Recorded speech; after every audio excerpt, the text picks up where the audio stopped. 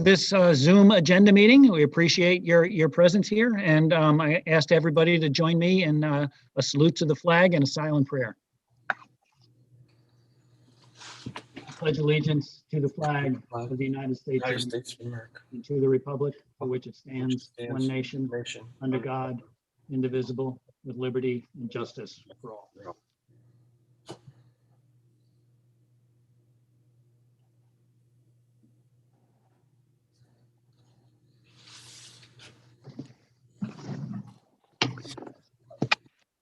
Okay, we are all set to start.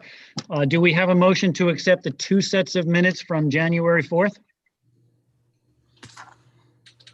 So moved. Second. Discussion?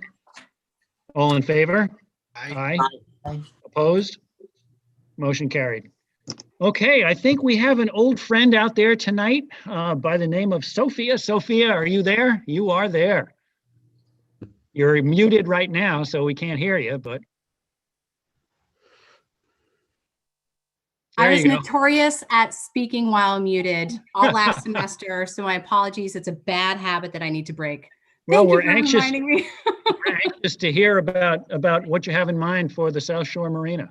Yes, absolutely. Well, firstly, I'd like to thank everybody for coming together so that we had the opportunity to present this concept PDD. I was wondering how we would be able to pull it off, but this is actually a pretty amazing way to do this. So we're really excited to be able to have the chance to bring this to the board and have the very first conversation about it. As Supervisor O'Connor, I just previously indicated, my name is Sophia Maruso. I am the owner of Plan and Site Consulting in Boston Lake, New York. I'm a certified planner with the American Institute of Certified Planners. And tonight I'm representing my 2 principals at New York Development Group, Jeffrey Booth and Jeff Knox. One face I see tonight here in our Brady Bunch screen, but tonight we come to the board to just spend a couple of minutes introducing a conceptual PDD that we've been contemplating in a very well-known area of the town of Malta. Specifically, this proposed project would potentially occupy approximately 8.7 acres. This would include 9 different parcels that are owned by one or multiple members of the Dodonna family. They've had this group of parcels for sale for approximately 2 years now. And as you well know, this current location currently has the South Shore Marina, the Nostalgia Ale House and Wine Bar, as well as boat storage, single family and 2-family residences and apartments.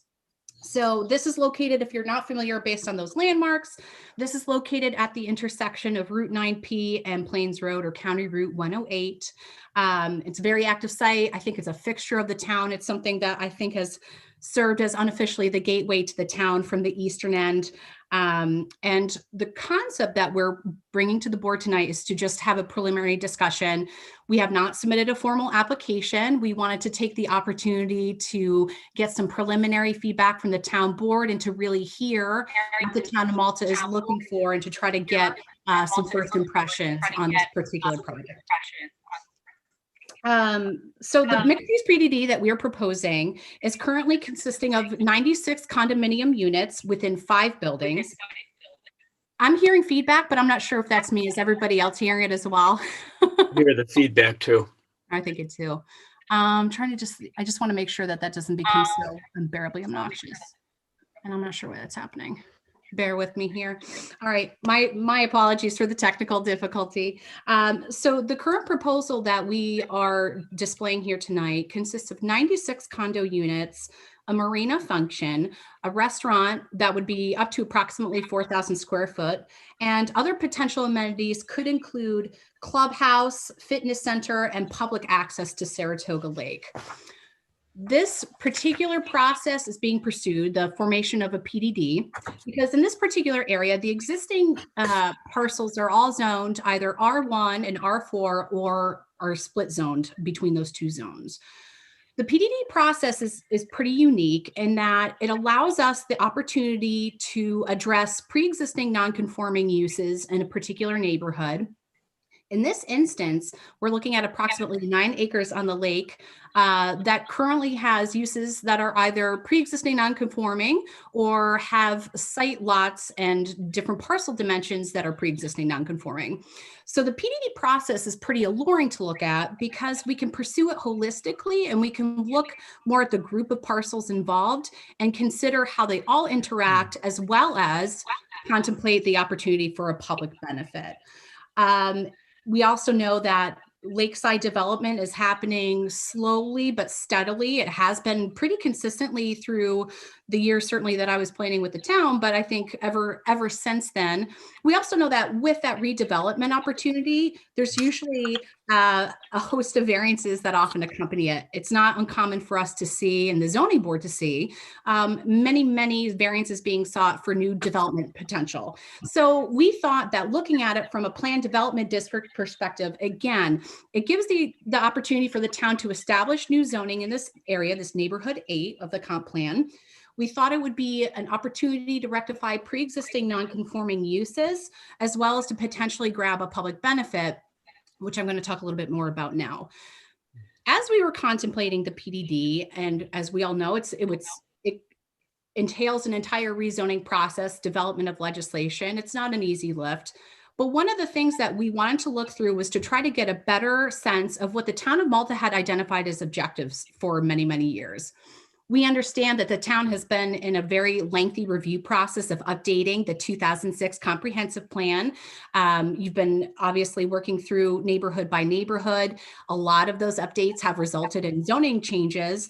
We understand that we haven't yet gotten to neighborhood 8. So we recognize that we're referring to a document that is under editing and under change. So we do want to recognize that.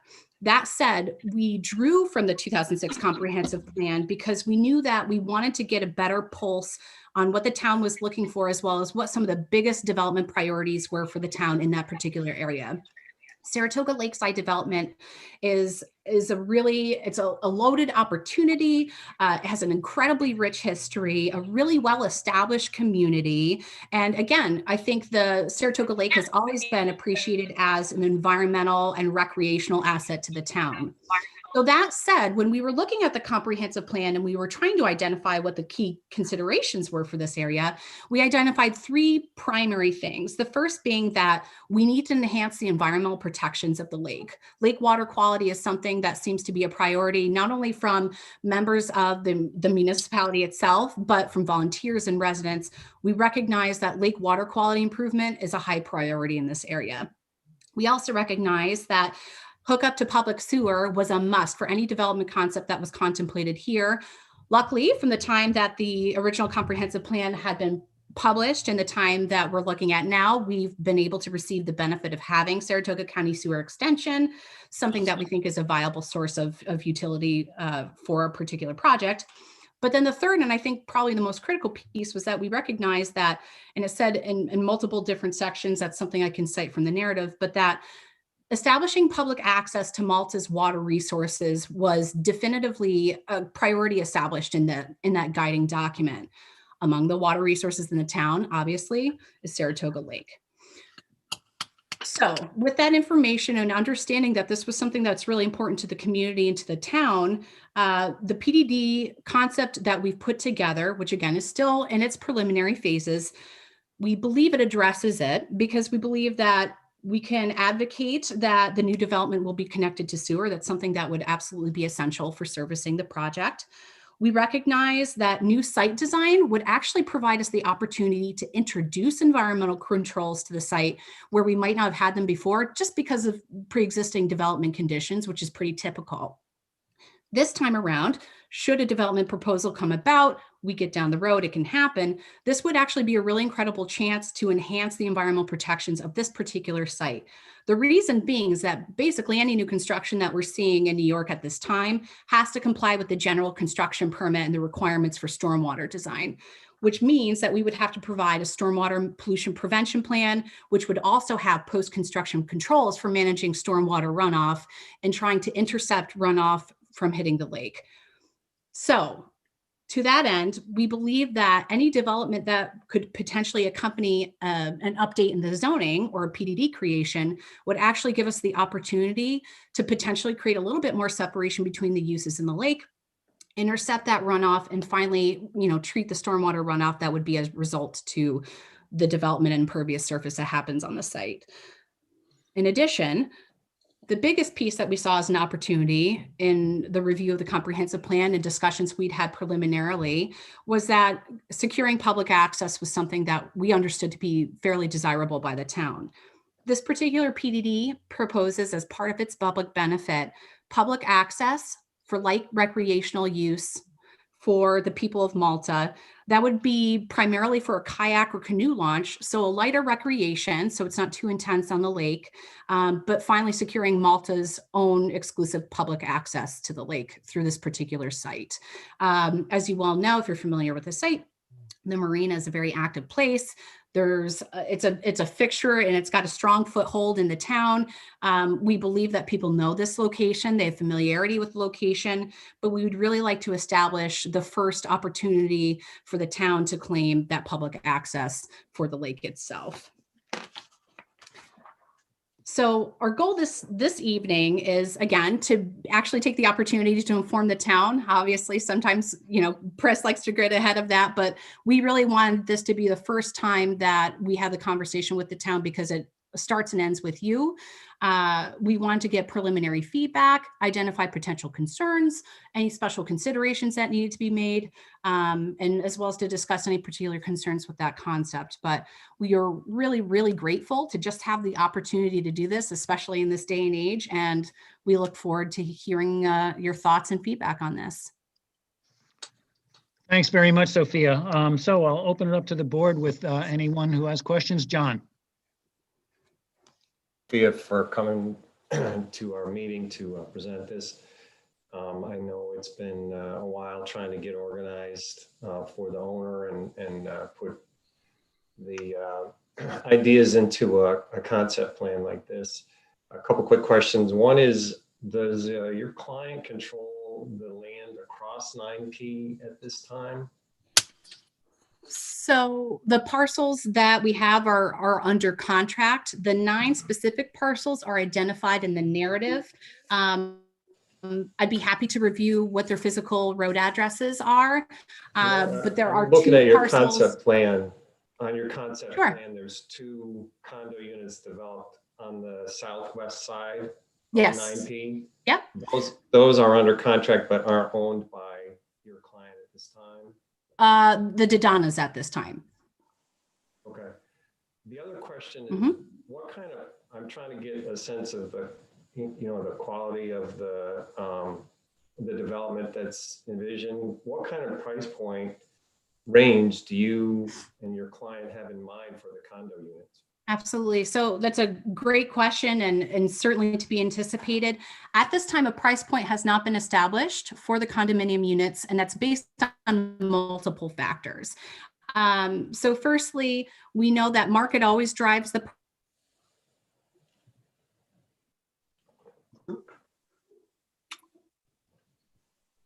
You locked up on us, Sophia. Yeah.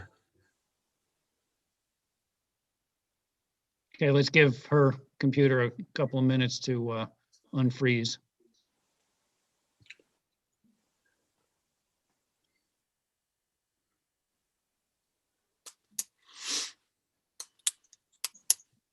Oops. Jamie, there's nothing we can do to fix this, right? No. Okay. Wonder if she even knows. She has to know if we're Oh. not talking to her. It's like she's trying to sign back in. Right.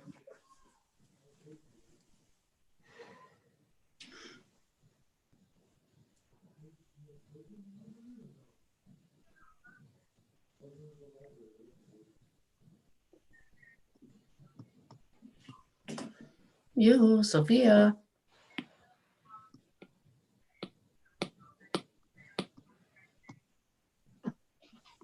She back in yet, Jamie? No, she's not in the waiting room yet. Okay, you know what we'll do then? What I'm going to do right now is welcome Mark Hammond, the new deputy supervisor, to his first meeting. And I know that we're going to talk a little bit about what the story is with GNIP and the PDR process. So, Mark, if you don't mind starting that now, and then when Sophia can rejoin the meeting, we'll interrupt GNIP and oh, here she is. Hold He's on. back. Okay, you're muted, Sophia. You're muted again, Sophia. There we go. My apologies. I'm not sure what resulted in that. Are you comfortable with my continuing just addressing your questions, or do you want to return to me? I know you guys have a tight agenda. I No, recognize. please go ahead and respond. Thanks, Sophia. Very good. Sure. So the price point of the condos would be determined by market rate. They would be determined by the average square footage of the units. And there's a couple of other variables assigned to that, particularly if there are any particular and excessive costs of site improvements that might need to occur, cost and type of architectural and building materials. Certainly, we recognize that COVID has had a really significant impact on the cost of building materials and cost of new construction. That remains a factor in trying to estimate those costs. So at this point in time, we don't have a fixed figure for what the unit would be. The reason I ask about it, and I expressed this concern when this proposal was before us previously, is I understand that even next door in the owned individual cottages and cabins, there's some rental activity that goes on. What I am interested in is avoiding a situation where there is a lower quality development in terms of construction quality and sales price, so that there's a lot of transient activity in and out of the condos.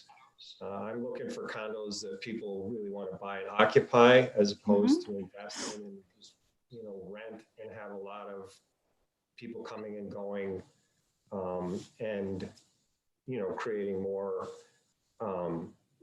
potential problems for the neighborhood. Does that make sense?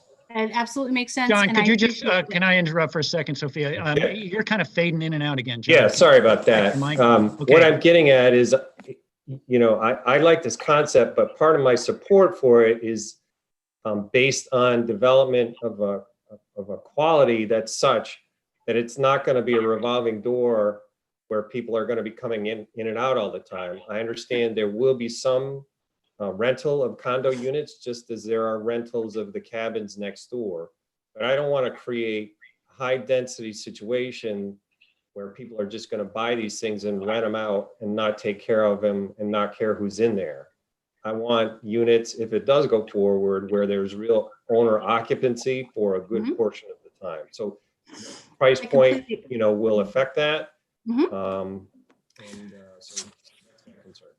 So I think that just to speak to that, and I appreciate, there's a couple of things worth considering, which is that development of condominiums on premium lakeside land will typically accompany some degree of investment in the property as is. The other piece that I know is that the gentlemen that I work for have a robust development history, especially with condominiums, and take really good pride in the architectural choices, the design, the massing, the scale, and have always worked in a very collaborative way with the municipalities that they have done business in and sought approvals in. But more than that, they deliver a product that is something you can be comfortable with.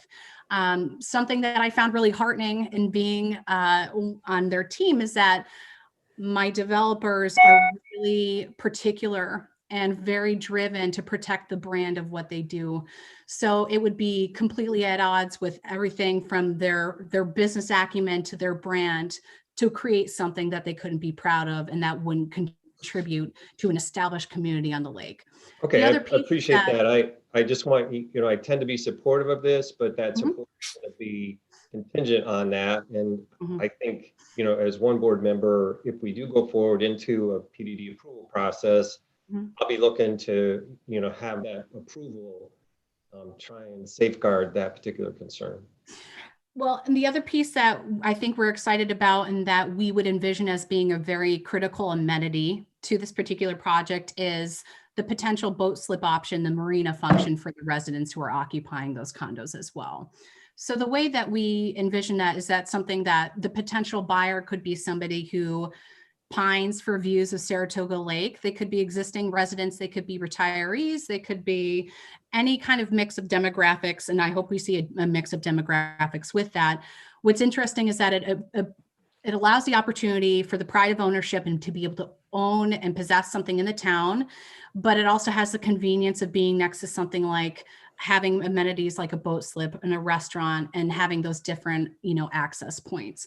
I would envision, although I'm certainly not, I'm not a fortune teller, I would imagine that the buyers for this particular parcel would be drawn because of the potential opportunity to have a boat and to be able to use that for recreation on the lake as well. I think people who would be looking in this area would be protective of the opportunity that they have to be there, especially because it's such a beautiful amenity to the town and in the county. But I hear what you're saying. I recognize that what you're looking for is any kind of development that's coming in. You want it to contribute to the permanent community of your town. And I think that's something the developer has established as a priority as well. Are you finished, John? I have a couple I of am, thank you. questions. Yep, thank you. First of all, I too like the project. A couple of things I like about it are I've been an advocate for trying to find public access to Saratoga Lake for, probably 20 years. I like that in the concept, you don't use every single bit of the available space and development. There's a lot of green space. The public amenity on this also shows public parking for that amenity. Couple of things that are of concern, which of course the county will have to deal with too, is that intersection of Plains Road and 9P is busy. The bend is deep, so people getting in and out of there may need to be some sort of improvement on that intersection to make it safe, which of course may be part of your cost. I totally agree with John. We want them to be, owner occupied, not. I'm thinking that I know a couple of places where the HOA agreement specifically says that they can't be rented out as an Airbnb situation. So, that might be something that would be important to me in the end. And the other thing is you talked a little bit about the master plan. In the process of our updating the master plan, really the biggest change we want to make to neighborhood 8 is making sure that any development protects the integrity of the lake. So as long as the project coming forward definitely shows ways that you're not going to make the lake, less or more polluted, or, so the stormwater drainage and stuff like that. So otherwise, again, I'm mostly assuming those issues are actually dealt with. I look at it favorably. One other question though, you're saying that the owners, the residents will have boat slips to be able to have, a boat on the lake. Is there any plan for winter storage for those boats, or will they have to do that elsewhere? I mean, obviously they can't be on the property, but. Yeah. I would suggest that that's probably something that we would want to refine, especially as the legislation, should it go forward, that the legislation would take hold of. Those would be things that we would want to be looking into, permanent versus temporary, storage, that kind of a thing. I know that we would like the opportunity to create more permanent structures and more permanent uses on site. I don't know if boat storage is necessarily part of what those new proposed uses are. I don't believe it is at this time. That's not what we've discussed. But that's something certainly that's a great question that would accompany a lot of kind of site design and logistical things that we would need to address as it evolves. So I'll definitely make a note of that. And if I may add to, certainly we recognize that, I call that area the gateway because it is it's a heavily trafficked area. Route 9P in Plains, I'm very well familiar with it. And so one of the things that we would want to do is, we didn't want to have a conversation out of turn. The conversation starts and ends with the town board. As the project evolves, one of the things that we would want to do first is to really reach out to New York State DOT, probably West Ave office, and coordinate with the Saratoga County DPW as well, in order to get those preliminary ideas and some of that preliminary feedback about what they imagine for that intersection. Cursorily, when we've looked at it, we know there's an opportunity to create a little bit better access management for the site. It's pretty wide open right now. Mhm. We would imagine DOT would probably want to come back and say, hey, let's close up the curbs a little bit. Let's try to make sure we line it up with the intersection a little bit more. And so those kinds of things are something that would absolutely have to be, critical to part of site design. But we would want to know that, I think, even farther and earlier on in the process to really get a good feel about what that would entail to make that site work. So I absolutely appreciate your concern, and we look forward to being able to have additional conversations to get better information about what the county and what the state's looking for in that location. And then, Thank like you I so say, much. like John says, in general, I like the concept as I see it today. So thanks, Sophia. Yeah, thank you so much. All done, Cynthia? Egerton? Craig, go ahead, Craig. Overall, I like the concept as it is here. I do like the fact that there is some water actions that have to happen through SLEPID, and I like the public benefit. Price point is definitely an issue. I prefer not to have a lot of transient rental properties in there.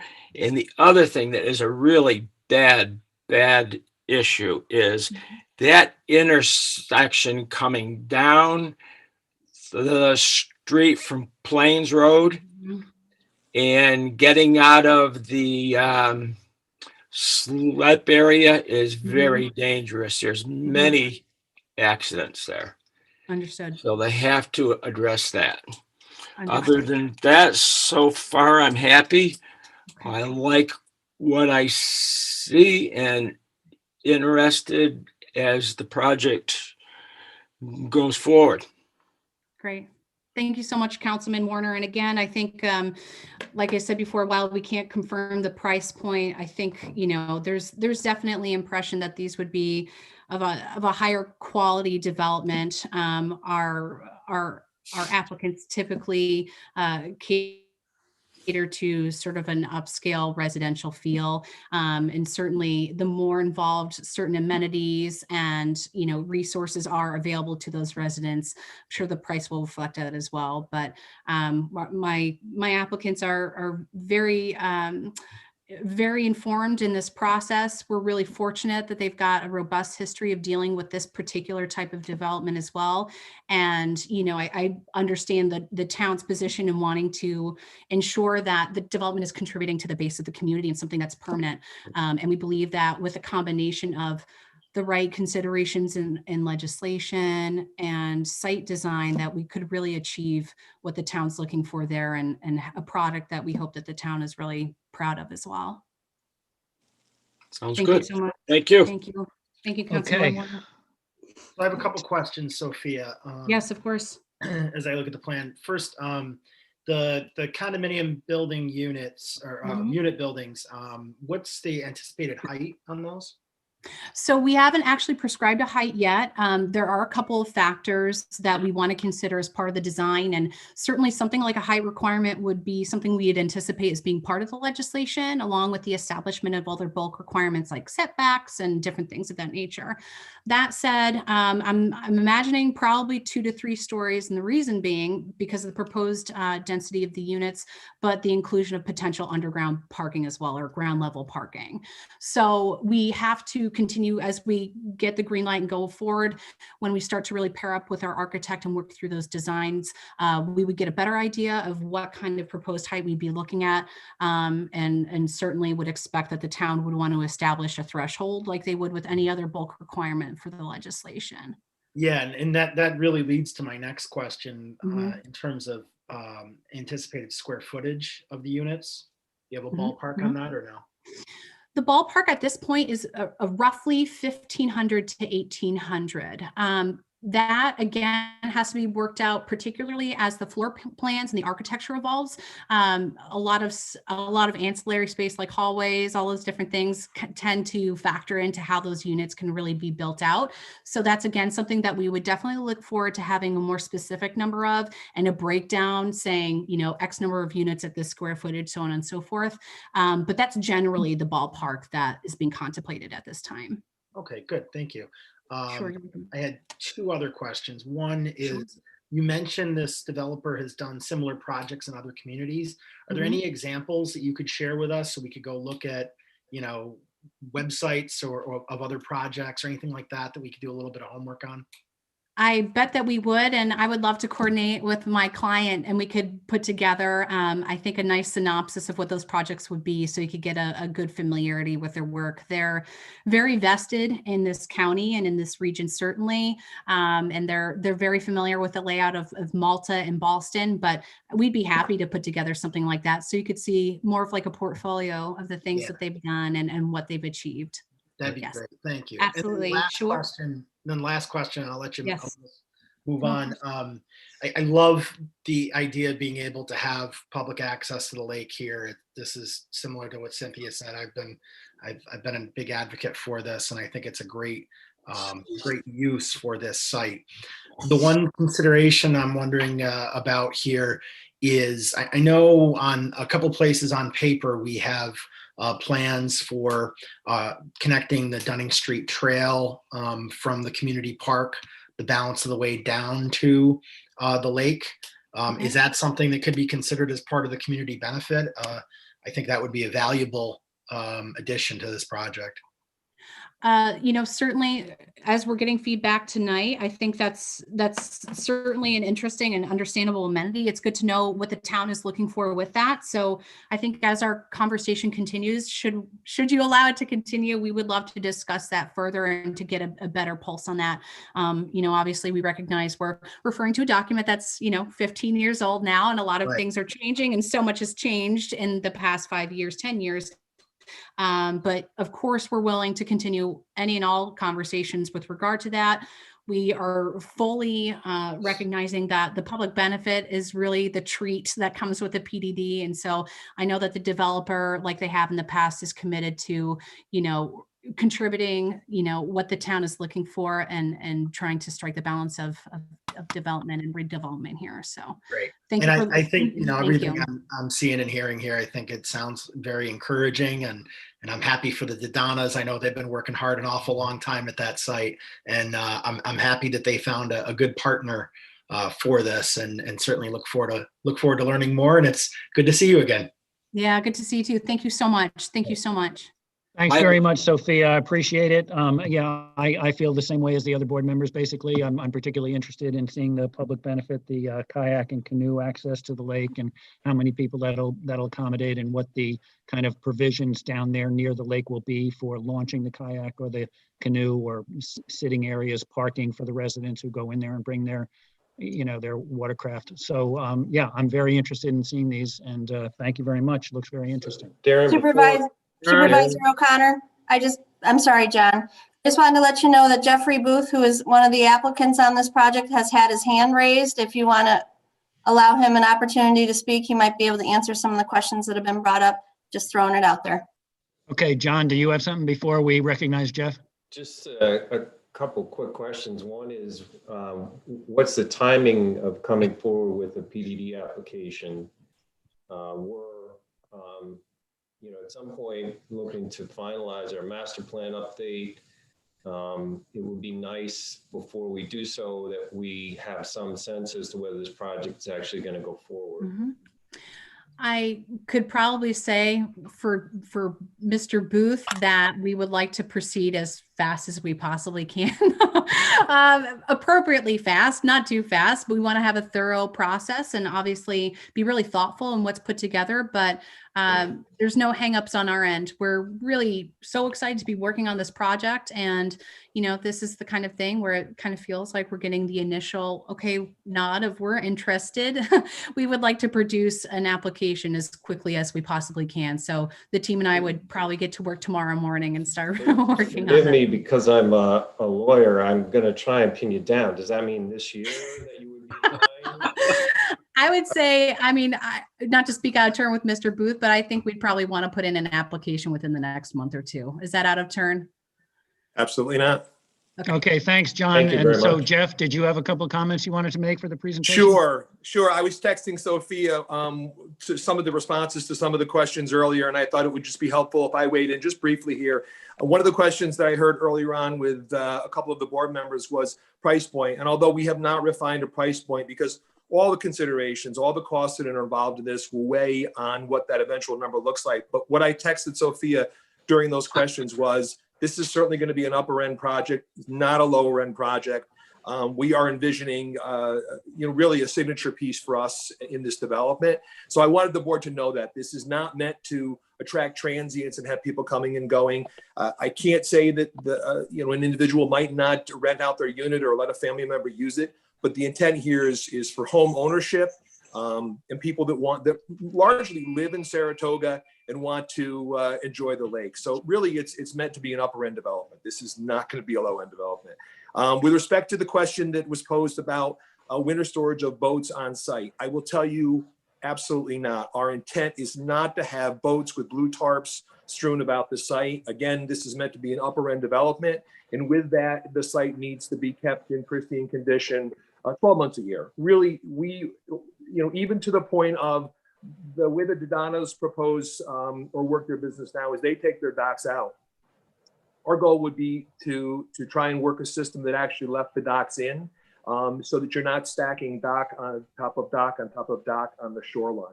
And I think that would allow us to do more amenities at the shore as well for both the residents of the condos, the visitors to the restaurant, and also the public.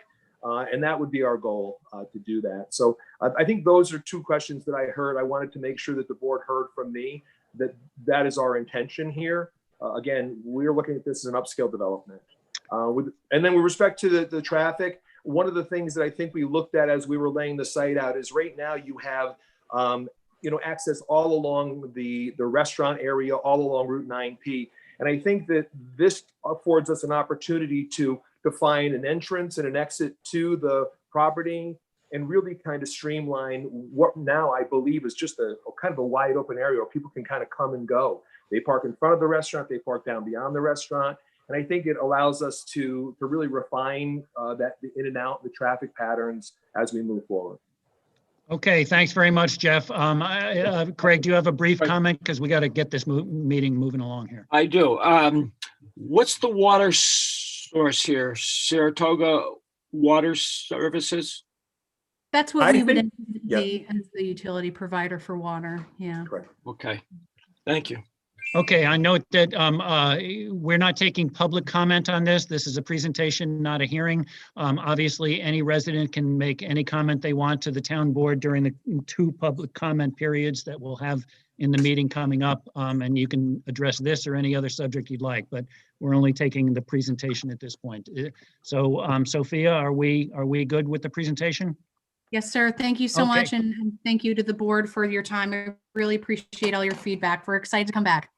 Thanks very much, Sophia, and thank you, Jeff. We appreciate the presentation. Appreciate it, guys. Thank you very much. Bye-bye. Okay, the next item on the agenda is Mark. You started, so why don't we continue with you? And if you'd kind of fill us in on what's going on with the PDR and the Gannett property, that'd be great. Well, thank you, Darren. I really didn't start earlier. You started me and then we got a pause. But in any event, thank you and welcome everyone.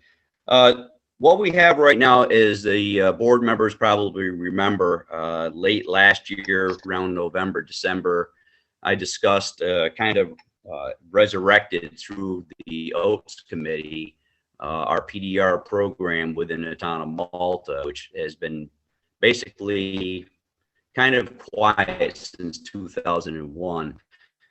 With that being said, myself, my committee, we targeted parcels within the town of Malta that are sensitive in one way or another and that we thought would merit attention in terms of purchasing development rights. When we narrowed that list down, we came down to where we are today with our top pick, which is the Gnip parcel on Brownell Road. Many of you listen may be familiar with this parcel. It's the old farm towards the end of Brownell Road before it hits East Line Road. Along with the presentation last year, I had brought to the board's attention the suggestion that we partner with Saratoga Plan and other agencies in terms of funding for these development right purchases to kind of lessen the burden on the town. So Darren, the supervisor, and myself, in a joint letter, we reached out to Saratoga Plan and actually got a response very quickly. I spoke with Michael Horn, who was their conservation director, last week, and was very encouraged with what he had to say in terms of both giving us guidance in achieving our goal of obtaining this parcel of land. We're going to be meeting next week and discussing further what we can do in terms of funding, what's available, what we can utilize. I've spoken with the property owner, Louis Gnip. He's very excited about it. He seems very encouraged that the town has basically sought out his property and is going through the steps necessary to obtain this for future generations. As I tell people, it largely takes a different type of a person to enroll in, or I should say, get involved in these PDR programs where they sell their development rights to a municipality. They really have to be thinking more long-term than short-term. It's about future generations and what we leave behind for them to enjoy. So I really, my hat's off to Mr. Gnip and being patient with us. He stuck with us right from the start, and I'm really excited about that moving down the road. So I'm hopeful that the town board will move forward on getting an appraisal of that property. And once that occurs, we can go to the next step. And that's Okay, pretty much where we are at this time. That sounds great. Thanks very much, Mark. And yeah, that's going to be on the agenda for next week, I think. So, Any we'll questions? talk this week about, what's involved in getting the appraisal and, what the logistics are and getting that, done and paid for. And then hopefully we'll move on. I'm happy about this. I think the Gnip property looks great for the next installation on the PDR program. Thank you very much, Mark. Appreciate that. Thank you. Okay, any comments from town board members? Aaron, if I could, Yeah, John. just for those, although it's got a lot of media coverage the last couple of days here, Taste of Malta event is coming up fairly quickly. They've been creative this year and decided to. John, we're having trouble hearing you, John. The Taste of Malta event, if you've not heard, over the last couple of days is being publicized. It's coming up very quickly here. And my hat's off to the organizers of that. They've arranged to have a takeout event this year so they can sustain the event through the COVID period. So look for the details on it. It features a lot of great local restaurants, and let's do what we can to support them. I believe the price is very modest. I think it might be $8 to have a takeout. I also just want to follow up quickly. I know you have a busy agenda here. We have a busy agenda tonight. I had asked some questions about some work that we had contracted to have done by the Prosperity Partnership. I had asked a series of questions, and it doesn't, at the time, I didn't realize the town board and Shelby Snyder were on the email chain, and at the time, and some of those were directed at Shelby and our colleague here, Tim. At the time, I didn't realize that Tim had recently been appointed to the board of Prosperity Partnership, and probably would be in a tenuous position in terms of answering questions about a contractual relationship that we have with them. And I don't want John, we got to work on your microphone. I mean, we're losing Yeah. some of your speech here. Is that any better? Yeah. Okay. So basically what I'm saying is that I had posed questions which the town board members had all seen with respect to our contractual relationship with the Prosperity Partnership. I had posed those questions to Shelby and Tim at the time, not realizing that Tim had been recently appointed to the Prosperity Partnership Board. And given that, perhaps it's not fair to expect him, who is now responsible as a board member on the prosperity side, to be the one that's answering the questions as well as sitting as a town board member.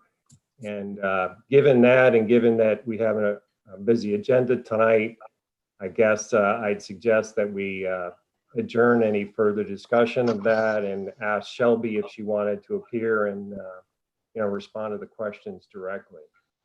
No, I mean, I have no problem, filling in on that. Well, the concern, Tim, is that you're a board member for a party that we have a contract with. And when that contract was enacted, Darren was a board member of Prosperity Partnership. I don't know what the problem is there. No, It's not a contract with any compensation involved. That doesn't change the fact that you have duties as a board member to a party we have a contract with, and it seems a little bit awkward for us to be asking you as a town board member about a potential dispute we have with a party that we have a contract with. I didn't know it was a dispute. It's questions about why work we contracted for 18 months ago is not complete yet. And my suggestion was, given the busy agenda tonight, that we adjourn that discussion, request Shelby to come in so that there's no issue about who's responsible for what. Well, is there a problem with postponing discussion on that to next week or the one after? I mean, whatever you guys want to do. I have a couple different updates involving Economic Development and Prosperity Partnership, which again, I'm not sure how A, this is a dispute, and B, it's an issue with a board membership. Like I said, Darren until a few months ago was a board member of the Prosperity Partnership, and it wasn't a problem at that time. Well, it's now 18 months in, and the work's not done. And as Well, far as and if you'd like to talk about that, we can talk about that. Or we can wait until next. Where this is going next week, and whether we're going to enforce our contractual relationship with these folks. Well, so I think let's be clear about what the contractual relationship is. There's no money involved here. They were performing a free service. There's an enforceable contract in place. I've seen it. We authorized it. It's in effect. The town board needs to decide what we're going to do about that contractual relationship. Okay? And you are now seated on both sides of that relationship. Okay. Okay, well, we may have an executive session after this meeting on another subject. And so, it may be that, that's a discussion with council in an executive session, maybe. Okay, does any other member of the town board have any statements or announcements? I just briefly want to ask Alyssa to make sure that she's all set for Thursday. We're having that, we're teaming up with the regional food bank for a food distribution. I want to make sure that you have all the personnel you need. And yeah, we have plenty of volunteers. Definitely enough volunteers for people to pop inside and warm up and pop back out, because I know it's going to be cold. Good, because it's going to be cold, so that'll be good. My only other question is, we had a workshop, not for you, Alyssa. Thank you. We had a workshop about solar, and I'm just kind of wondering what the next steps are. It was thank Jamie for setting it up, because it really was very informative. I learned a lot about solar energy, and like I said, I wondered what our next steps are in this. So if I may, we were waiting for some information to be passed on to us from NYSERDA. I think Ian had talked about making a map for us to provide us. So we had a better idea, according to zoning and locations of power lines in the town of Malta, where potential installations could go. He reached out to me today, ironically, and said he had some health issues going on, but that he's back at work now and looks forward to working with us. So I think him and I'll just reconnect and start marching down that path. All right, thanks, Jamie. It'd be That's also it be for me. interesting to see what the input is from the state, given the information that John sent to us today on state control of the large solar projects. So this will be an interesting issue. Anybody else on the Yeah, town board? I have a couple things, Darren, Tim? to give you an update on. We had a great call. Well, first, the sewer and water feasibility study. There were some questions on that with the Economic Development Committee. We did get those comments in to Kevin and Darren. I believe it was a week ago Friday. So you have that, have all that input, and I apologize. I didn't have time to package that up into a formal memo for the town board because it came in through the notes taken in the meeting as well as 4 or 5 other emails. So I can take some time and get that disseminated later this week. Or Darren, I know you shared some of that with other folks earlier. Yeah, Tim, I sent that to Cynthia today. I basically forwarded all those emails. So Cynthia, if you have a package of them right like close or something and can just, forward that onto the board so that all 5 of us, have the most recent thing, Okay, along the mark, it'd be great. I will. It might actually be easier if Tim can put together a synopsis, just because, like you saw, I'm more than willing to send them out to everybody, but it was a lot of back and forth with stuff. But yeah, and that might be better to so that we get it a little bit more. I mean, it's if you need it today, Cynthia can probably forward, but if you'd like something a little bit more thorough, just give me a couple days on that, and I can get it worked into a clearer memo. as I said, Okay. there, I didn't see anything in there that was concerning about our process moving forward. That the comments, were not. They were mostly just questions about the scoping and things like that. So I didn't see anything that Nothing terrible should hold us up at all. Right.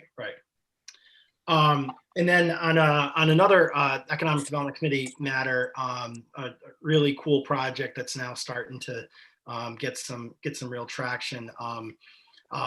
Working with Prosperity Partnership on we were awarded, Prosperity Partnership was awarded a $5,000 grant to support Malta businesses during the winter months in these lean times. We're going to be getting this operational here in just the next couple days, but basically we'll be running a winter Malta Works promotion for Malta businesses where part of those funds will be going towards some promoted social media content to encourage people to shop in Malta. And the other part is actually going to be a little bit of a contest where you spend $20.21 in any Malta business, and take a picture of the receipt and send it on to be entered into a contest to win a gift card from a local Malta business. These will be restaurants and others. This will give away a gift card every week, and then at the end of the promotion there'll be a larger drawing that everyone is entered into. So that $5,000 that Prosperity Partnership has received will be split between gift cards going directly to Malta from Malta businesses that residents can win, as well as promoted social media content to promote people to go shop in those Malta businesses and dine at those Malta restaurants. So pretty cool little project. Okay, thank you, Tim. I'm sorry, it looks like Craig has a question there. Yeah. I got a question also, Darren. I've been inquiring on our NYSERDA grant application that we've been waiting for since early fall. They haven't issued them yet, but as soon as it's out there, I will have it filled out, filed, and hopefully we'll have our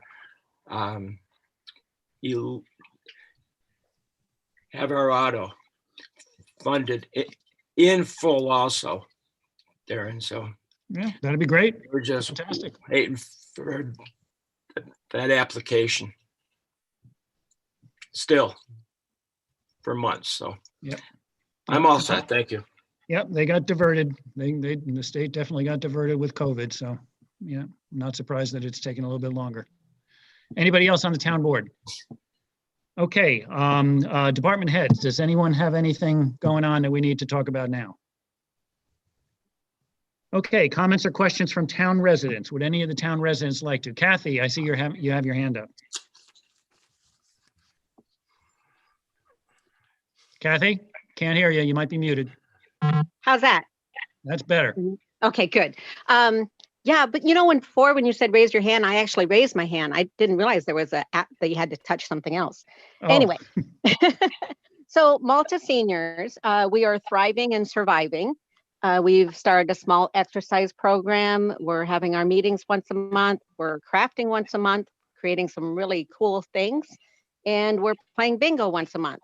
So we are reaching out to our seniors. We've had good participation, and we're contacting them by phone and by mail just to let them know that we're thinking about them. So yeah, they're all doing well. We've only had 2 that have suffered through COVID, and so far both of those are well.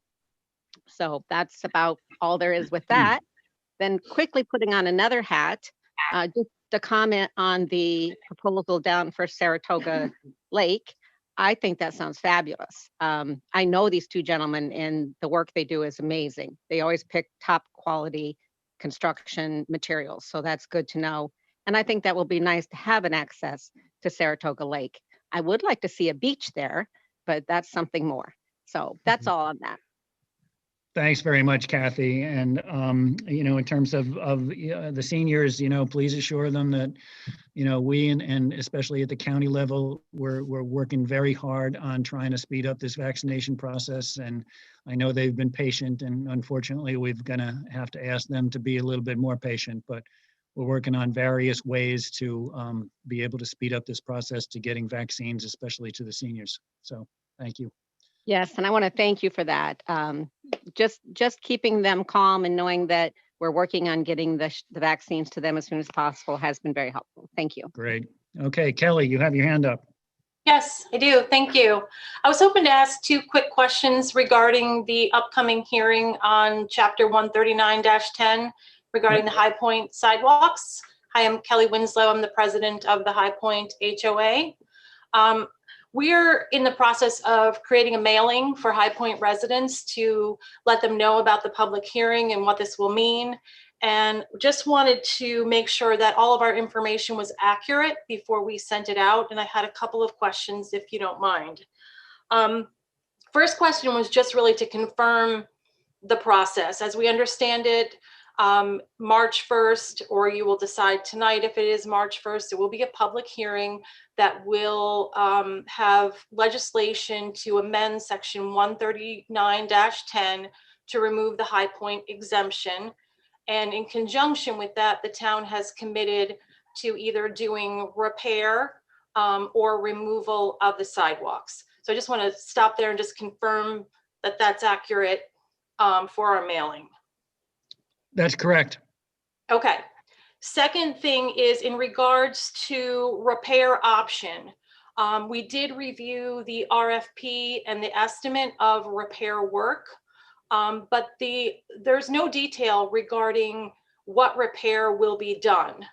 Not in the RFP and not in the estimates. So it's really hard for homeowners to kind of weigh in on future state if we don't have those details. And I'm not even sure, you know, how there was an estimate without those details in the RFP. So I'm not sure if we're missing a document or how we can understand what repair would be done if that option is selected. We can't be, you know, more specific than we've been, Kelly, on this. I mean, you know, we have the estimate in for, you know, the cost involved in taking the trees down, especially on Thistle, and, you know, correcting some of the dangers that occur, you know, with the bulging from the tree roots, dealing with the ADA requirements on the intersections and possibly rerouting them where necessary if they conflict with grates. Other than that, I know it's not, the kind of detail that you and the HOA would like, but I just have to say it's the best we can do at this point. I mean, our aim is to try to make the sidewalks, walkable and safe. That's the aim of the board. In terms of the actual specifics, they may well change between now and the time we're doing it anyway. So unless any of the other board members or Kevin can add anything, I mean, we just can't get more specific than that.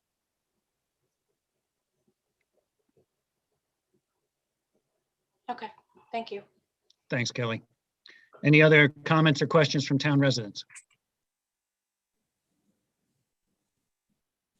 Okay, the next item on the agenda is Creighton Manning, the supplemental agreement on the Complete Streets project. Kevin, do we have, is Chris or anyone from Creighton Manning here, or is this just going to be, a discussion among town board members? I forget. It was just a update to the town board members of that project, providing with the information that we have thus far. There's no action that's needed tonight, nor on next Monday. At some point, we'll have to authorize a supplemental work agreement because Creighton Manning did incur additional costs as a result of delays of the contractor.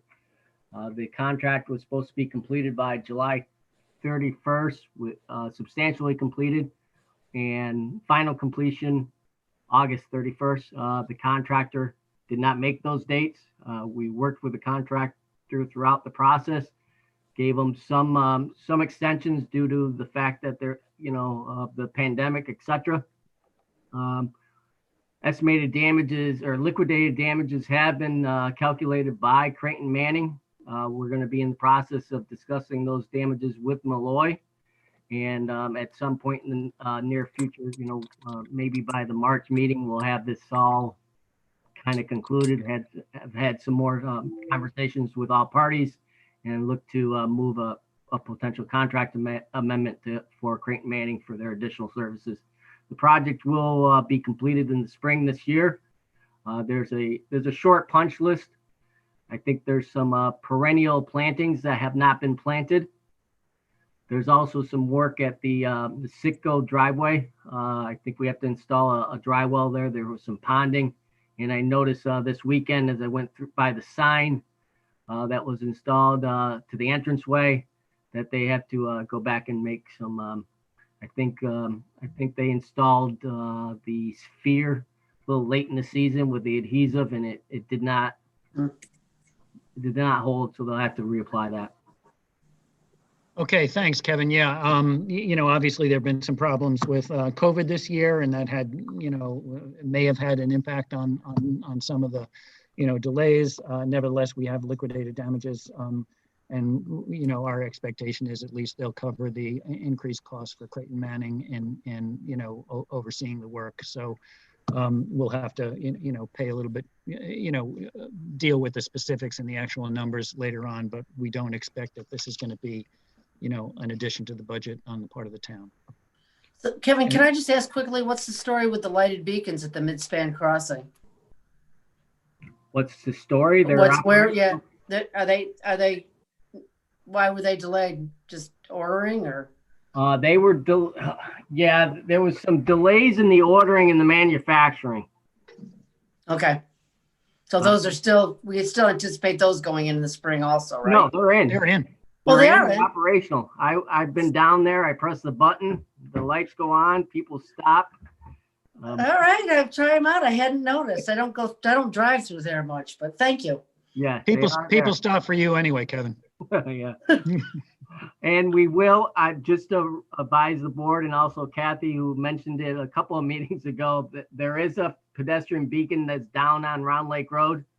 We will have to take care of that probably in the springtime when we examine exactly, how much damage was caused by whatever hit it. We researched with the state police and the sheriffs as far as accident claims, could not find any accident reports on it. So we'll get to that in the spring when it warms up. Okay. Any other questions on the Creighton Manning issue? Okay, thanks for waiting. I'm sorry, it took so long to get to this next item on 12 Hearn.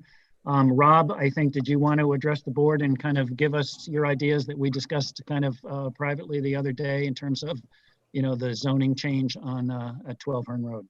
Sure, I'd love to. Thanks, the board members for having us. I represent Northwest Saratoga Holdings, the owner of 12 Hearn Road.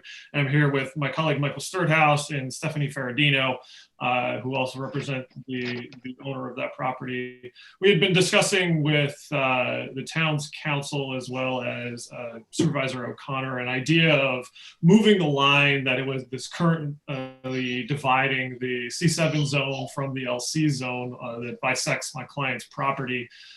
Currently, where the line runs is from basically the northeastern portion of our land down to the southwestern corner. And what we had proposed back in the fall and would like to repropose now that the board is reconsidering the legislation is moving the line so that it is reflects more appropriately the natural conditions and the particular environmental circumstances that are on the site. What we believe would be if you had moved the line to more of a horizontal or a diagonal type line that would protect the DEC wetlands that are on the site, the drum and kill that are on the site, and either run through or just outside of the wetland buffer that is presently on the site. We believe that would serve the town's interests in providing or protecting those environmentally sensitive characteristics on the site, while also ensuring that there are sufficient developable land that a potential development at some point in the future could be considered. The way the line is now, it's our understanding that any type of development might be difficult given that there is no development, even accessory uses that would be permissible in the LC portion of the property that's on the eastern boundary. Mike or Stephanie, you want to chime in a little bit to talk about what the actual constraints of the zoning presents for our client? Absolutely. I'll pop in first. When we were talking with the town informally and specifically with Leah Everhard, we raised some concerns that we had that we thought perhaps were not factored in by the board when they were determining how to rezone the property. And those practical constraints exist from rezoning the property to two zones on one parcel. And they may not have, our concern is that you may not have considered the impact on the dimensional relief that that type of zoning has. So for example, when the property was zoned wholly commercial in a C4 zone, we have 35 acres and approximately 17 and a half of those acres were usable because you've got a 50% green space requirement or 50% maximum build out. As the property is currently zoned, we're not allowed to utilize land conservation in those calculations. And so we go from 17 and a half usable acres to less than a third of that at 5.85 usable acres. So that's a huge change, resulting not because we've subdivided the property and we suddenly have less land, but it occurs because we're told by the town that we're not allowed to use the rest of our lands that are in land conservation towards our density calculations, towards our setbacks. We cannot use the land conservation land for stormwater controls or other accessory uses to our site. So in essence, what you're trying to do, which we've encouraged the town to pass a restrictive covenant or some other way to protect the land. We understand that what the town wants to do, and we think there are other vehicles to do it.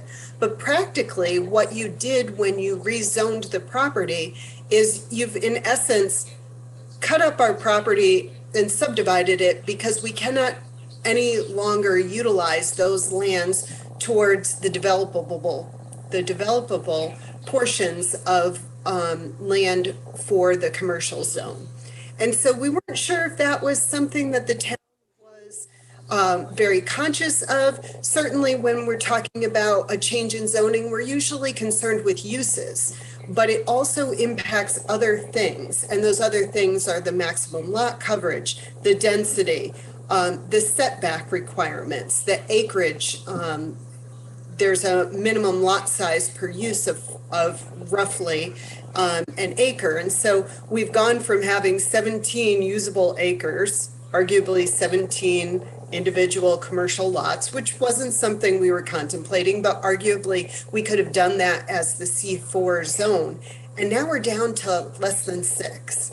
And so that dimensional relief could give us, we could be given some modest sense of relief if we change the zoning line from the green line to the red line that we proposed. And so we just wanted to throw that out there to make sure that the town board was aware of the impact on things other than uses when rezoning one single lot into 2 separate zones. And just to be clear, this is not a proposal for a development of the land now. The property was previously approved for development back about 20 years ago, but right now there is no approved development on the land, and we're not proposing to develop it. What we're proposing now is just to ensure that the zoning is drawn in a way that serves both the interests of the town in protecting those natural features that exist on the site, but also our clients' interests that they could either sell or potentially sometime in the future develop the land. So what we wanted to do today was discuss the sort of the options that we had and see if the board members had any questions with the view that we would come back and make a more full presentation to the board and the public at the public hearing scheduled for next week. But we wanted to see if there were any particular issues that you'd like to discuss now, that if there were questions we needed to ask an engineer or something like that, we could do that before the public hearing. Okay, I'll start off. Thank you, Rob and Stephanie. Appreciate it. I 1 out of 5. I'm certainly willing to consider other suggestions for this. And so I'm looking at the map that you guys sent over to us. And one question that I may have mentioned previously in our private conversations is whether it would be possible to take that line and move it north a little bit so that we wouldn't be having it at all or so much in the wetlands adjacent area. So if that line were north of the wetlands adjacent area, was just a kind of a thought I had. And I'm not sure how the board is gonna react to changing the line at all, but I just wanted to throw that out there as something that is a possible consideration for the board. Sure, and we would absolutely be willing to consider an adjustment to the line, within reason, so that it, protects what the board's interests are. Okay, John. Unless I'm mistaken, we're in litigation over this matter right now. And as far as I'm concerned, if the petitioner plaintiff in the matter wants to make some kind of a settlement proposal through our counsel that we can discuss, an attorney-client privileged conference, I'm certainly going to listen to what our counsel has to say and look at it. But to have this conversation in a public meeting when we're now in jeopardy because of the lawsuit you've brought, I think is ill-advised. The idea would be to try to resolve any issues that were being litigated in the lawsuit, and we would need to go through a public process before this board to do that anyway if the zoning were to change. So what we're discussing now is our proposal for, because there is an introductory local law currently pending before the board to rezone the property again using the same line that was done before and is now, like you said, subject to litigation. So what we are doing, would like to propose just an alteration of the line that could resolve that. I understand, and if you want to discontinue your lawsuit tomorrow, I'll be happy to have a public conversation about it. But right now you've sued us and we're in court. And we're well, one of the issues though, one of the issues though is that, we've got a public hearing scheduled on it next week, a week from tonight. And, obviously anyone can make any comments they want to at that public hearing, including, a dispute on the line. So, that's why I scheduled it for today, because, and I agree with you, John, that, anything having to do with a settlement certainly has to be reserved for attorney-client, executive session. But I thought it might not be a bad idea to just have this kind of idea hashed around to the board a little bit, just in connection with the, public hearing that we're scheduled to have next Monday night. So any other board members have any comments? I just Darren, want if I could, just to correct the gentleman, this was approved in 2009, and that approval was extended several times. So it was an approved project. The medical building was an approved project, I'm going to say until 2013, 2014, 6 years ago. Not 20 years That's ago. correct. But that approval has expired and there's no current. Understood, but it was 6 years ago that it expired, not 20. John, this is Mike Sturthouse. Hi.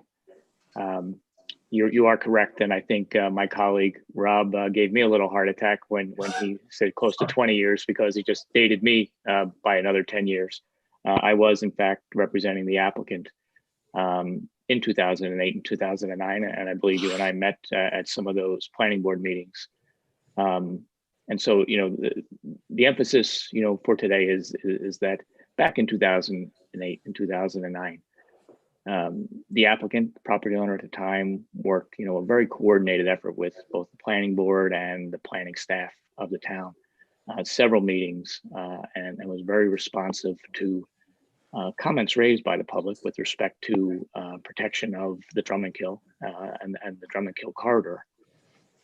And in fact, as a result of those comments and sessions, both the planning board and the applicant developed a plan for that site that was very protective of that corridor, of the steeper slopes of the wetlands on that property, limited development to the north. And the final development plan that was approved in 08, or actually in 2009, pretty much resembles the boundary that we had proposed with respect to the rezoning. And I understand, the concern with the litigation, but being that the town board has revisited the zoning proposal, we thought it was important that we participate so that we can all be better informed. Thank you. Thank you, Michael. Anybody else on the board? Well, I just have a question, because I seem to hear two conflicting things from Rob and Stephanie.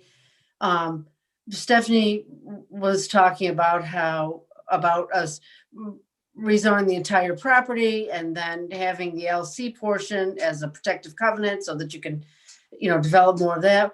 But then in our previous discussions, I remember seeing a situation where you had suggested just moving the line that we drew. And I thought that still kept the LC part there. So I guess I don't know what you're asking. Are you asking that we keep the LC but move the line, or abandon the LC and do the protective covenant?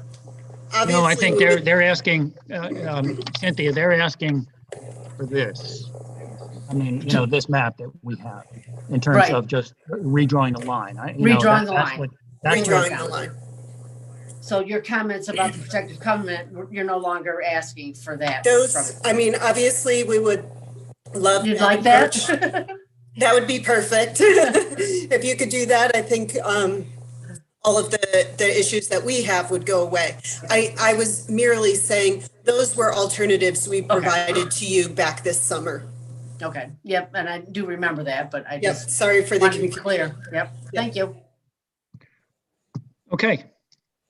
If there's no other input, thank you very much, Stephanie, Rob, and Michael. Appreciate your coming. We have an action item we'll have an action item next week with the public hearing. And so the board will kind of converse probably with council and, make a decision as to whether we're going to move forward with that. Right now it's on the calendar, so we'll move forward with it. Obviously, all these things are subject to change, but as of now, we'll move forward with that public hearing, and then, we'll hear everything, and I'm anxious to hear, the public on this. And I'm sure there are members of the public that are going to want to be heard on this also. So thanks very much. Appreciate it. And we'll be looking at the situation. Thank you very much for your time. Thanks. Okay, the next item on the agenda is the community center gymnasium fees. Alyssa, thank you very much for putting together this, comprehensive memo. It kind of, reminds us of what happened and how these fees were developed and the pyramid structure and how they were kind of set. So, thank you very much for that. And I think, Tim, you had an idea about, making a modification to some of the fees at this point. Yeah, and I guess my general thinking, and as I shared in an email form, is that the policy that was developed that guided this pricing was quite a long time ago, and we've had a lot of changes, notwithstanding the most recent one with COVID. And looking at the pricing structure, we do seem to be tracking above our neighbors in terms of gym costs. Now, I mean, we've got the facility rented now, so it's kind of a moot point for this winter. But I do think that it would be worthwhile for us to consider revisiting that policy, particularly around the community health benefits of that come with physical activity for our youth. Because there may be more that went into the classification of those activities in the categories in which they're located, but I thought that it might be a good time to think about an update of that policy. Okay, thanks, Tim. Yeah, I mean, since we do have this winter kind of taken care of, my sense on this is that it might be something we want to look at during the budget, workshops later on in October for next year. Yeah, I think that's fine. I guess my thinking is, between now and October would probably be a good time to look at the policy that went into it and put our heads together on that and make sure that we have the right guiding principles in there. And then, so that we're not in a situation when we're coming around to next winter that we've got our community sports groups driving, 60 minutes because it's, a gym is half the price in Troy or something. Alyssa, have you received any inquiries or complaints about our pricing structure from our local sports groups? There's people that comment that say, wow, it's only $100. I'm spending way more at X, Y, and Z gym. I have those handful of people. I do have people like Tim Dunn notice, Boston Spa Soccer saying, can I have a discount? $100 is a little bit of a reach for us. Is there any type of discount? So I get both, so. Well, Alyssa, I want to ask you about the policy that you sent to us where these fees were dictated. Any comments on that? I mean, do you think that should be? I mean, I'm willing, like Tim asked, to look at it again. It seems pretty sensible to me. I mean, obviously, maintaining the gym is an expensive, thing for us on our, so it makes sense to recover some of our community center costs. But do you have any your ranking here of the community benefit? Any comments? So the pyramid pricing strategy is pretty common across Parks and Rec departments, across the country. And kind of when you look at the pyramid, there's a couple different like filters or questions you ask yourself when you put your service in where it ranks. And gym rentals and field rentals kind of fall. The one filter question you kind of look at is, who has access to being on the team.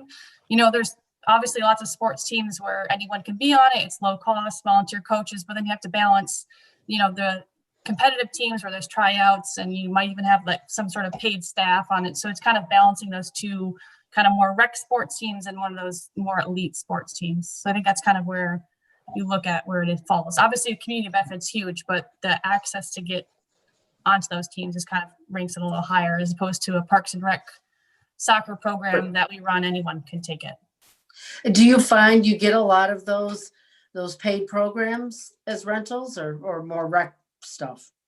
I can't really speak to the competitiveness of who rents our gyms. Okay. I mean, like I said, like Darren said, maybe throughout the year, maybe we can look at it and rework it a little bit and make decisions. I don't think, doesn't seem like we're gonna make any tonight, but. Yeah, and especially since we have the, for the season is really taken care of here. I was thinking we were going to have something coming from budget into this, but we're here now, and I think let's use the many months between now and October to make sure that the policy is what we think it needs to be. And it was enacted in 2007, so if we need to make updates, great. Or if we look at it and say, hey, it's still pretty spot on, then great. We've got something that's standing the test of time. Hey, Tim.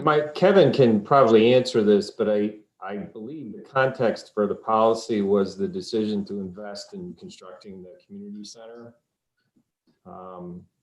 and the expense that the taxpayers would have to shoulder to repay that debt. So I believe that timetable is right about when that major capital expenditure was being made, and it was being made with the view towards what revenue do we need to have come in to pay that debt and to cover programming costs. Kevin can correct me.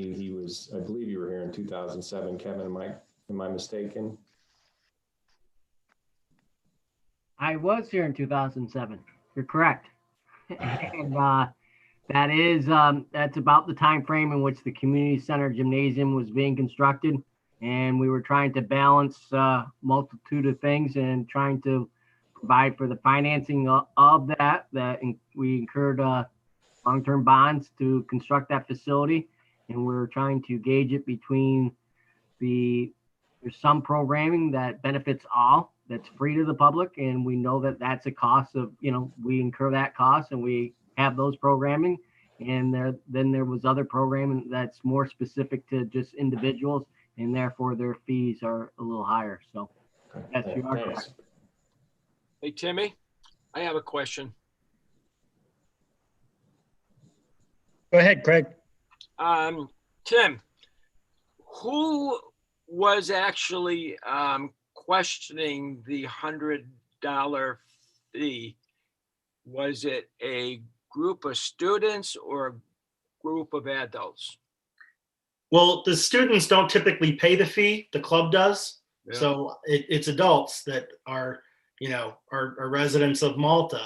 I had 3 different groups come and say, hey, how do you guys figure out this rental rate? Because it's at least double what we're paying elsewhere. And that was for soccer, for basketball, and for softball. Now, was this a paid group or a volunteer group that go out and shoot hoop? The coaches, you mean? Excuse me? The coaches? Yeah. No, they're all the coaches are volunteers. The coaches are, how about students though? No, the students are not paid to play. No, but they have a fee to join, right? They have a fee though, Yeah. right? Okay. Thank you. Okay. Any other comments on this before we move to the next item on the agenda? Okay, thanks very much. Okay, the next item is the one action item we have for tonight, and that's to reschedule the public hearing on Chapter 139. That's the High Point issue from February 1st to March 1st. Do we have a motion? So moved. Second. Discussion? All in favor? Aye. Aye. Opposed? Motion carried. Okay, next we'll talk about the agenda that we're going to have next week for the regular meeting. And the first item is the public hearing that's already scheduled on 12 Hearn Road. So that's scheduled. Obviously we'll be hearing from, both the advocates of keeping it the way it is and the opponents to keeping it the way it is. I mean, we have lots of input on this, and so we expect to hear it next week. Any other comments on this item that we have for next week?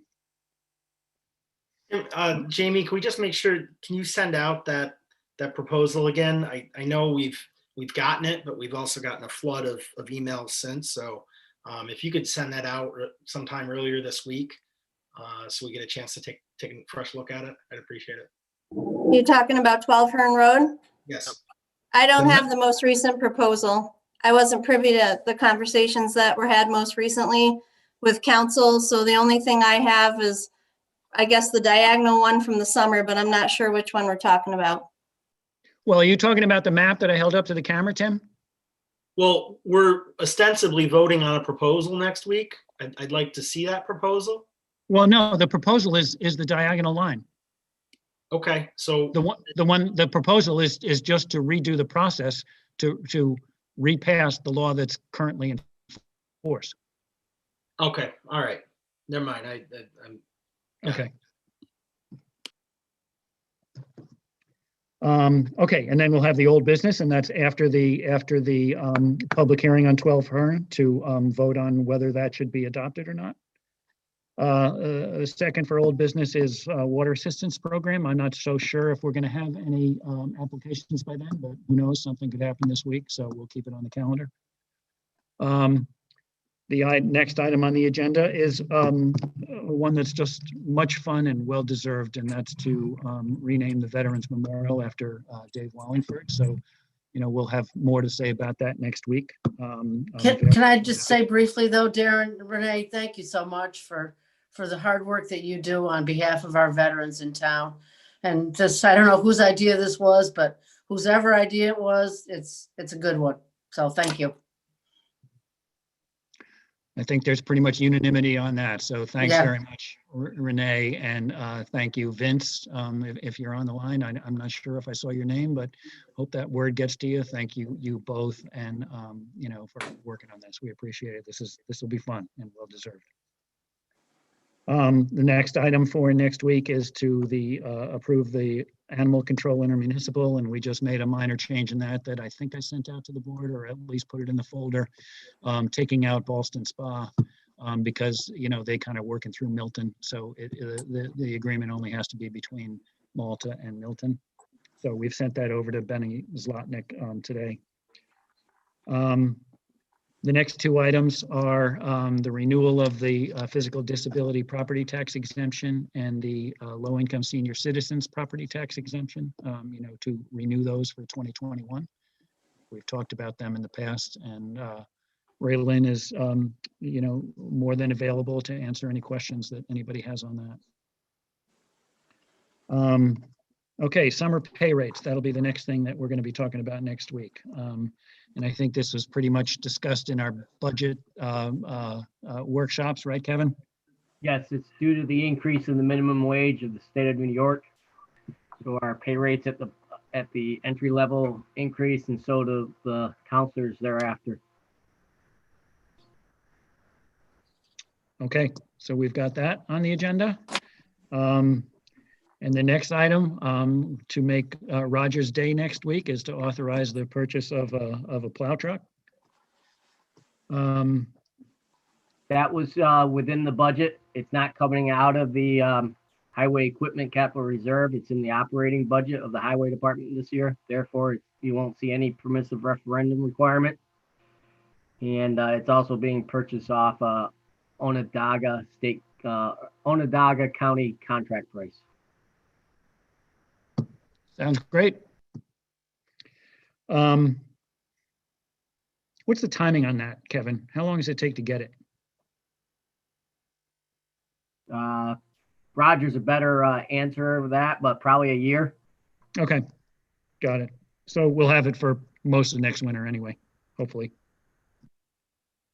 Okay, the next is the authorize the permit request for the May parade. And we went through this last year at a little bit later and thought that the COVID thing would be long since done by the May parade. And so we figured we'd be moving on with it. And here we are a year later, talking about the parade for 2021. We don't know what situation we're going to be in and whether we can have it. Seems to me that it's looking a bit dim, so I wouldn't want to spend a lot of money on it now, to make preparations until we're relatively more sure that it can happen. But I think getting the permit request, accomplished isn't going to cost us that much money. Am I right about that, Alyssa? Zero money. It's just forms. Yeah. So my sense is we go along with this just in case we're able to go ahead with the parade. Yep. Okay, and the next is to get together a PDR appraisal proposal for the board to figure out how we can move to the next step with the Gnip property. What the payment is going to be on that, and we don't have that resolution yet, but we'll be working on that and figuring out a way forward. Steve and I and Mark will be talking about that during the week, and we'll figure out. Can I just ask a quick question? I mean, first of all, I support this. I looked at it on the tax map. It's a property that I hope that we are able to actually work it out and preserve this property from development. Again, based on the comp plan neighborhood. If you can't remember what the neighborhood is, but that area is definitely an area that we would, we will try to identify as keeping rural. It was identified as trying to keep it rural in the previous comp plan.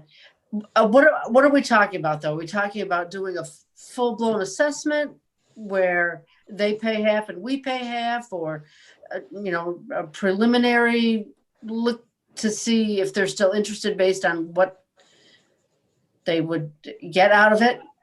The Gnips are interested, very much so. So I think this would just be to authorize an appraisal in terms of who pays for it, who pays up front, I don't know. I mean, it may be the town, it may be 50-50. I mean, ultimately, if the PDR were approved by the board, then, that 50% would come out of that, that purchase price. So it would be 50-50 in the end. And I think that's how we worked it out with the Bowman Orchard. So it'd be one of those two things. So we don't have a quote yet we don't have a quote yet for the appraisal work. No, our ballpark is, into several $1,000s. Yeah. Because the parcel was appraised not long ago, when Mr. Gnip acquired the farm from his siblings, basically, there's thought that we may be able to actually use that. And Mr. Gnip, actually, I spoke with him just 2 days ago. He said that he'd be more than willing to help us with that. He would offer up any and all paperwork, anything that can go towards lessening that cost as much as possible. And as Darren said, typically in a PDR, there is owner contribution at some point. It's a matter of whether it's up front or if it's on the backside, so to speak. And that is also what happened with the Bowman Orchard. It was taken pretty much off the latter part versus the front side. So it's pretty much, it all comes out in the wash, so to speak. But it's a win-win for the town. And I'm just excited that Mr. Gnip is the type of individual that is really excited about doing this, not so much to make money, but to have this for future generations. And that's the type of individual we look for through the Oates Committee. I guess the other question is, though, if we spend, say, $2,000 on the appraisal, mm-hmm. and then the deal doesn't go through, then we don't get the half back at the end. Right, we're stuck. Right, we are. I think that's just something we need to consider at least. It's a roll of the dice, I guess, if you want to look at it that way. But we do have funding that we've had for some time now through mitigation fees, as you know. It's nothing venture, nothing lost. So, you have to at some point at least go forward. And I think, again, since 2001, as I gave that report that everyone's sick of hearing probably at this point, we haven't done a lot since 2001 other than talk about it. And I'm excited that now we're moving out of a rut, so to speak, and especially with Saratoga Plan on board. I'm really, really excited about that. So I'm confident we're going to make good things happen. I mean, I agree. I would like I said in the beginning, I would like to see that piece of property preserved. So just a couple questions. Thank you. Sure. All righty. Thanks very much. The next item for next week will be budget transfers, and we have a few of them. Anything in particular we need to talk about, Kevin? No, they're probably, like you said, there are a couple of them. One of them is to provide for the increased revenues and associated expense with the Global Foundries inspection services performed by Chazen. And the second one is to recognize grants received from Global Foundries Town of Malta Foundation and their corresponding expenditures. Okay. Sounds good. Other business. Do we have any other business to talk about tonight? Okay, second period for comments or questions from town residents. Would anyone like to address the board on any subject whatsoever? Let's give everybody just a couple of moments to raise their hands or speak up.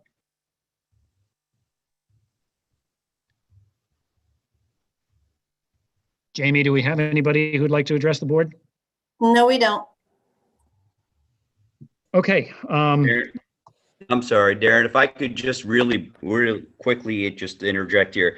I want to express my thanks to everyone on the town board that's reached out to me the past few days in my new endeavor, so to speak, being on the dais instead of on the other side in the audience, which is where I have been for the past several years.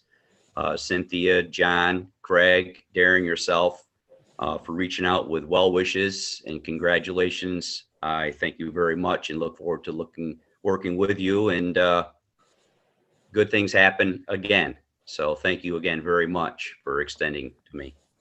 Okay, well, welcome, Mark. You know, we're very glad to have you. So this was fun having you at the town board meeting. Okay, if there are no other business for tonight, no comments from town residents, what I'd like to do is ask to go into an executive session. And what I want to assure the public is that once we get out of executive session, if the board approves it, you know, we will not be discussing anything further in the regular hearing. We'll take that up next week if we need to. So you don't have to worry about not coming back to this hearing after the executive session. The executive session I'm asking for has to do with personal issues and salary issues for town staff. So I guess do we have a motion to go into executive session? To go into executive session to discuss the employment history of particular individuals and request a second. Second. Discussion?